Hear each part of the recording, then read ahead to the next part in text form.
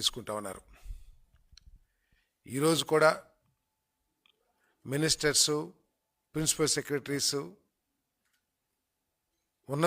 రాష్ట్రంలోని ఉన్నతాధికారులందరితో సమావేశపరిచి ఏ విధంగా అభివృద్ధి కార్యక్రమాలు జరుగుతున్నాయి, రాష్ట్రాన్ని ఇంకా అభివృద్ధి చేయటానికి,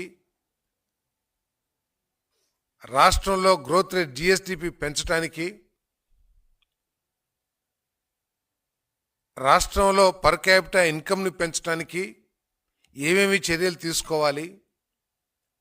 కలెక్టర్ల పనితీరుని, ప్రిన్సిపల్ సెక్రటరీస్ పనితీరుని, మంత్రుల పనితీరుని ఎప్పటికప్పుడు సమీక్షిస్తూ సూచనలు ఇస్తూ